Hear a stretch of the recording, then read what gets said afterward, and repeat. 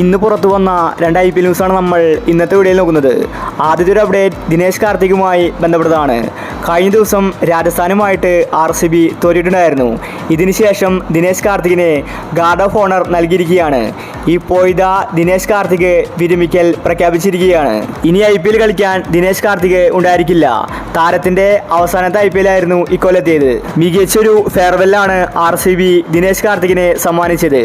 അങ്ങനെ ദിനേശ് കാർത്തികും പടിയിറങ്ങിയിരിക്കുകയാണ്. RCBയുടെ മികച്ചൊരു ഫിനിഷറായിരുന്നു ദിനേശ് കാർത്തിക്. താരമിനി RCBയിൽ ഉണ്ടായിരിക്കില്ല. അടുത്തൊരു അപ്ഡേറ്റ് ധോണിയും രോഹിത് ശർമ്മയുമായി ബന്ധപ്പെട്ടതാണ്. രോഹിത് ശർമ്മയും ധോണിയും ലേലത്തിലേക്ക് പോവുകയാണ്.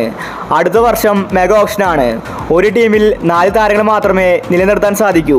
സാധാരണ CSK ടീം ധോണിയെ നിലനിർത്താറില്ല. ധോണിയെ ലേലത്തിലേക്ക് വിട്ട് കുറഞ്ഞ ക്യാഷിന് CSK വാങ്ങും. ഇപ്പോഴിതാ രോഹിത് ശർമ്മയെയും അതുപോലെ ചെയ്യുമെന്ന റിപ്പോർട്ടാണ് വന്നിരിക്കുന്നത്. രോഹിത് ശർമ്മയെ റിട്ടേൺ ചെയ്യില്ലെന്നും രോഹിത് ശർമ്മയെ ലേലത്തിലേക്ക് വിടുമെന്ന റിപ്പോർട്ടാണ് വന്നിരിക്കുന്നത്. ഇപ്രാവശ്യം IPL മെഗാ ഓപ്ഷനിൽ ധോണിയും രോഹിത് ശർമ്മയും ലേലത്തിലുണ്ടായിരിക്കും. മുംബൈ ടീം എപ്പോഴും രോഹിത് ശർമ്മയാണ് റിട്ടേൺ ചെയ്യാറ്. എന്നാൽ ഇപ്പോൾ രോഹിത് ശർമ്മയും മുംബൈ മാനേജ്മെൻറ്റ് തമ്മിൽ തെറ്റിയിരിക്കുകയാണ്. രോഹിത് ശർമ്മയെ ക്യാപ്റ്റൻസിയിൽ നിന്ന് നീക്കിയതിനു ശേഷമാണ് ഇതുപോലത്തെ ഒരു തീരുമാനം വന്നിരിക്കുന്നത്.